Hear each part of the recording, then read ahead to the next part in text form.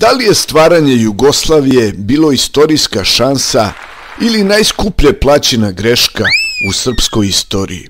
Kao što posle propale ljubavi mnogi tvrde da su od početka znali da je ta veza osuđena na propast, tako i posle propadanja zajedničke države južnih Slovena mnogi projektuju omraze iz kasnijih vremena na početak.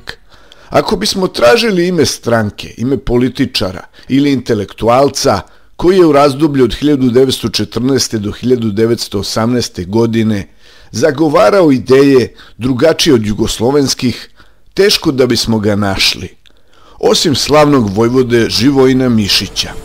Neproverena legenda kaže da on u njegovom izveštaju kralju Aleksandru izražava sumnju u bratstvo i zajednicu, te savetuje kralju da se sa Hrvatima moramo razgraničiti i da ćemo se, ako to ne uradimo, gorko kajati. Međutim, u istorijskim knjigama za srpske političare, naučnike i umetnike iz tog vremena srpstvo i jugoslovenstvo su često bili jedno te isto. U to vreme jezik je definisao naciju, a od Vardara pa do Triglava se govorilo istim ili sličnim jezikom. A čak i sam Dragutin Dimitrijević Apis, generalštabni oficir, zaverenik i član Crne ruke, pre nego što su ga usmrtili kuršumi streljačkog voda, uzviknuo je da žive Velika Srbija i Velika Jugoslavija.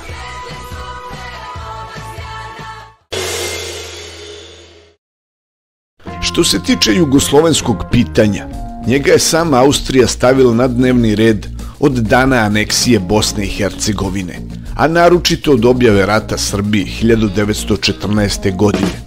Pred cijelim svetom ona je svoje postupke objašnjavala time da Srbija sa svojom nacionalnom aktivnošću ugrožava njene južne oblasti, da želi da stvori Veliku Srbiju ili da želi da izvrši ujedinjenje Jugoslovena pod svojim okriljem. Uloga Srbije kao Pijemonta za ujedinjenje Jugoslovena od samog početka značila je neprijateljstvo prema Beču. Prvi svjetski rat, u kome je Srbija tako strašno postradala, izgubila četvrtinu ukupnog stanovništva i polovinu svog nacionalnog bogatstva, postavio je ta ista pitanja pred Srbiju. Da li proklamovati u tom trenutku minimalne ciljeve, recimo prisajedinjenje Bosne, Srema i delova Banata, ili tražiti ujedinjenje svog srpstva, ili pak tražiti ujedinjenje celokupnog jugoslovenstva.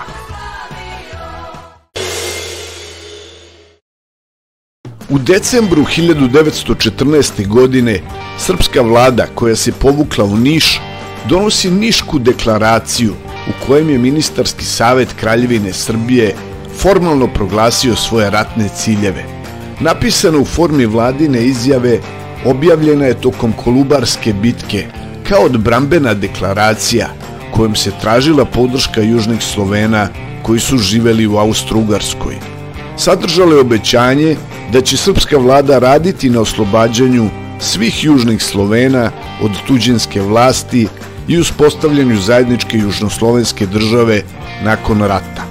Podršku za svoje ciljeve Srbija nije dobila ni od jedne sile Antante, uključujući Rusiju.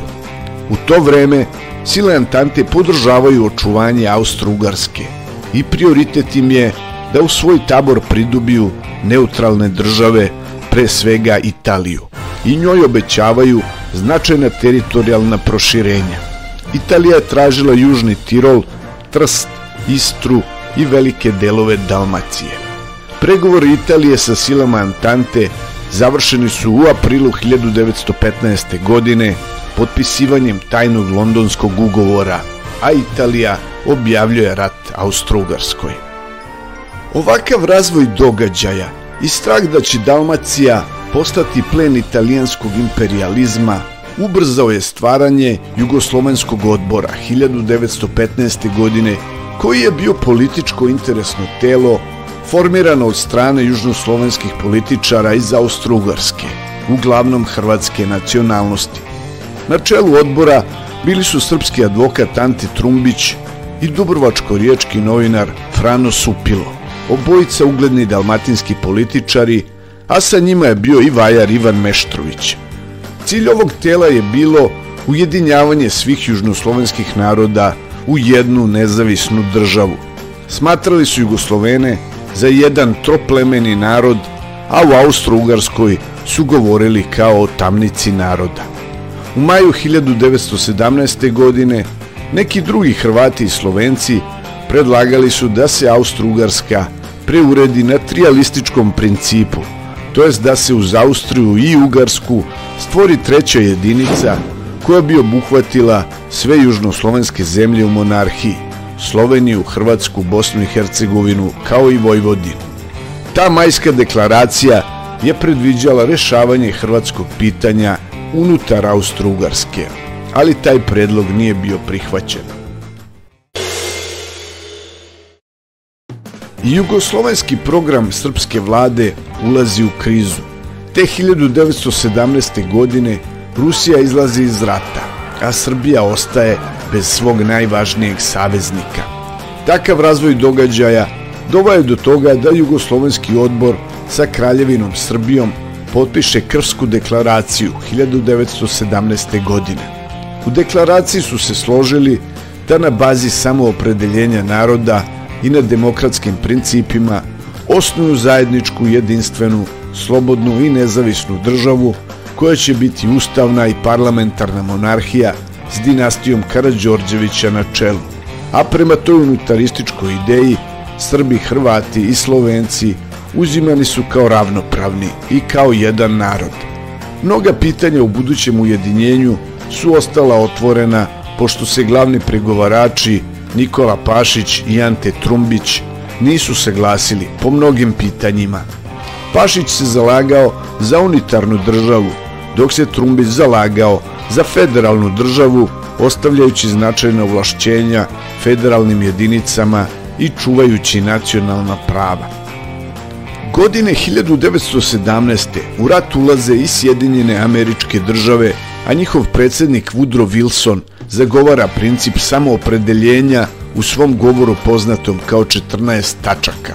U 11. tački on kaže da Srbiji treba dati slobodan i siguran pristup moru. Nikoli Pašiću je jasno da će Srbija imati priliku da proširi svoje granice, ali tada, negde pred kraj 1917. godine, on intenzivno razmišlja i o prihvatanju takozvanog malog rešenja koje bi podrazumevalo stvaranje uvećane Srbije. On smatra da bez Rusije neće imati dovoljno političke snage da izgura veliko jugoslovensko rešenje.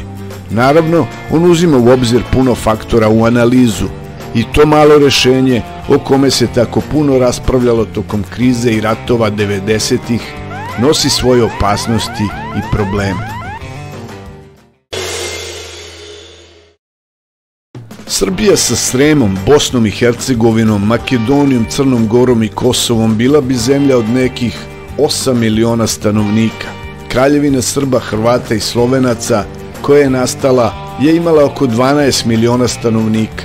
Ali u tom malom rešenju od 8 miliona ljudi, nešto manje od 2 miliona bi bili Hrvati, oko 1,5 milion bi bile ostale nacionalne manjine, dok bi ostatak činili Srbi, kojih bi bilo svega nešto preko 50%.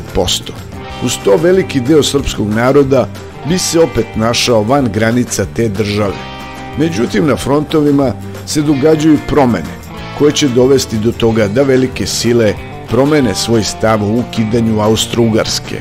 To se dešava u proleće 1918. godine i ta promena otvara vrata za opciju velike jugoslovenske države koja treba da popuni prostor koji će nastati sa nestankom Austro-Ugarske i ujediniti sve jugoslovenske narode.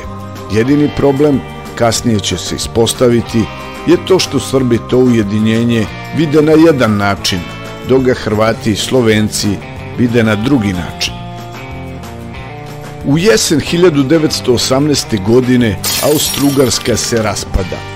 U Zagrebu se formira država Slovenaca, Hrvata i Srba, kratkotrajna država koja je nastala na kraju Prvog svetskog rata i sačinjavali su je delovi monarhije u kojima su južnoslovenski narodi činili većinsko stanovništvo.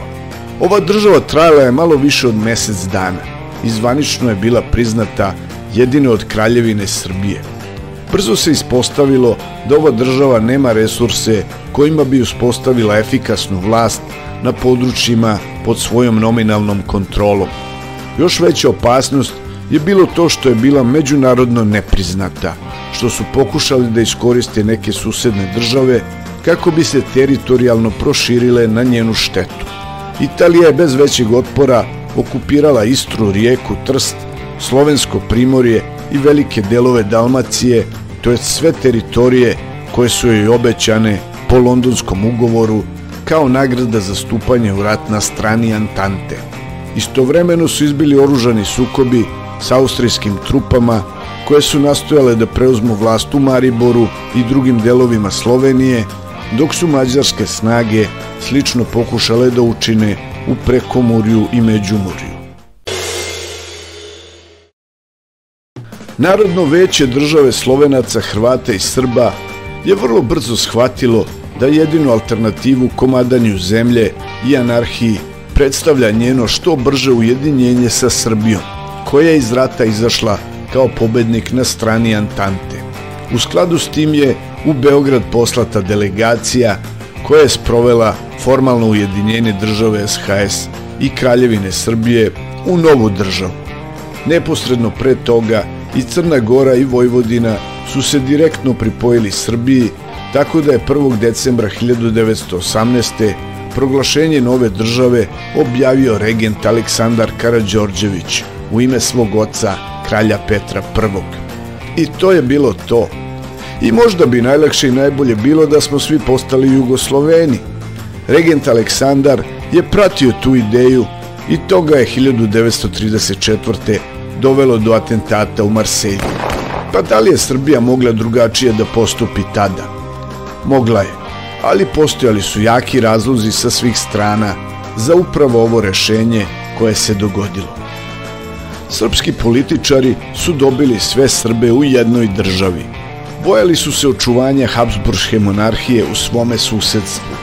Nisu hteli da Bosna postane nekakva nova pobunjena Makedonija, niti da novonastala Hrvatska postane neka nova Bugarska na zapadu.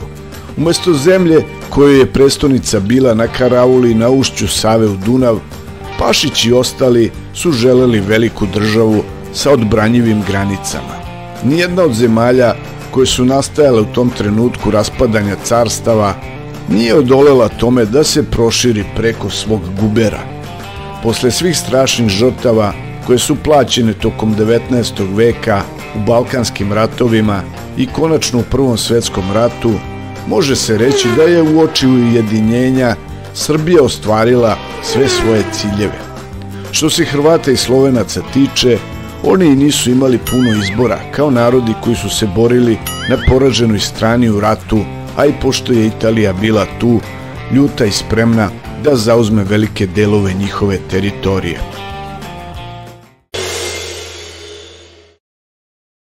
Kada je 13. decembra 1918. Kraljevina Srbija potpisala primirje sa Mađarskom, ona je na severu i zapadu dobila demarkacionu liniju koja je mogla da postane njena granica. Legenda kaže da je pukovnik Dušan Simović, tada delegat vrhovne komande srpske vojske, kada se u Zagrebu susreo sa neprihvatljivim stavovima Narodnog veća države Slovenaca, Hrvata i Srba, rekao u suštini sledeće: da preko granica koje su se protezale od Drave preko Vinkovaca, Save, pa granicom Osmanske Bosne do severnog rta Ploče i odatle na jug do Jadranske obale, Hrvati i Slovenci mogu da čine šta god žele. Šta bi se dogodilo da je sticajem okolnosti ostvarena ova pretnja pukovnika Simovića? Mnogi Srbi žale što nije prihvaćeno to takozvano malo rešenje, pošto veruju da bi ta država bila mnogo stabilnija i homogenija. Samo i kod tog malog rešenja postoji nekoliko problema. Prvo, što već od 1912. godine Srbija nije samo srpska. Već tada u Srbiji živi više od trećine ljudi koji nikako nisu Srbi, a to su Albanci, ili se kolebaju oko toga šta su, a to su Makedonci. Barem je u to vreme bilo tako. Daleko je gore vojno-bezbednosno stanje bilo i u Makedoniji i na Kosovu, gdje se vodio pravi rat, nego u Hrvatskoj. Verovatno je da bi integracija muslimanskih i katoličkih delova Bosne bili uspešni i verovatno ne bi bilo narodnog ustanka i terorizma sličnog onom na jugu. Opasnost za opstanak te i takve države bi bila pre svega usled regionalnih nejednakosti, neintegrisanosti i međusobnog rivalstva. Usled verskog i nacionalnog nezadovoljstva neki vid decentralizacije bi se najverovatnije desio. Stvaranje federalnih jedinica u Bosni, Dalmaciji, Vojvodini, Makedoniji i Crnoj Gori bila je ideja mnogih srpskih intelektualaca, mada je prilično izvesno da bi sledeći svetski potres, svetski rat ili prelazak u komunizam opet doveo do raspada u kome bi ove federalne jedinice postale države.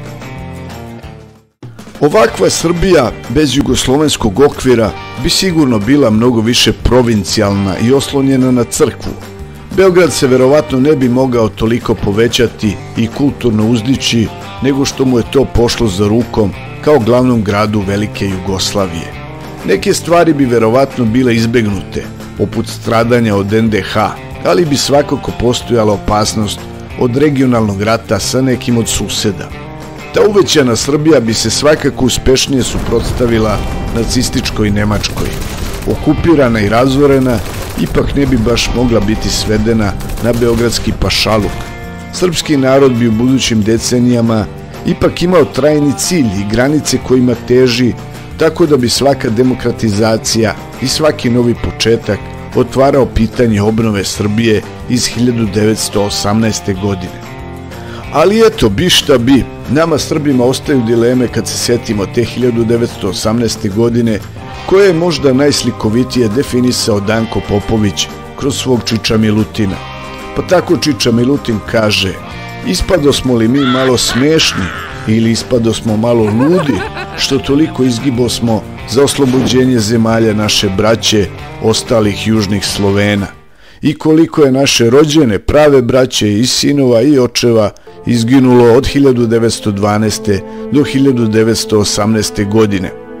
Da li je i jedna zemlja pobedila u ratu ako je izgubila polovinu svoje muške populacije u njemu, a da ne računamo i žene i decu i ostalo nacionalno bogatstvo? Ta je zemlja, Srbija, 1918. godine izgubila mnogo više nego jedan rat.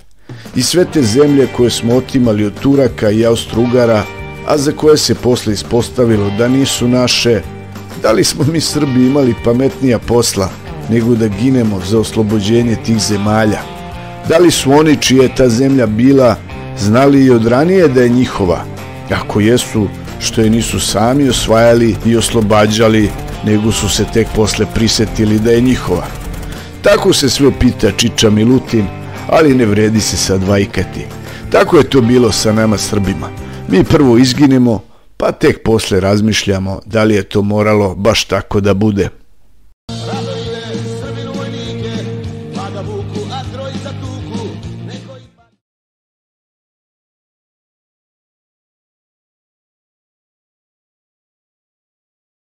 Nadam se da vam je ovaj video bio interesantan i od neke vrednosti za vas. Molim vas da ostavite vaše komentare, kao i da like, share and subscribe, kad vas lepo molim.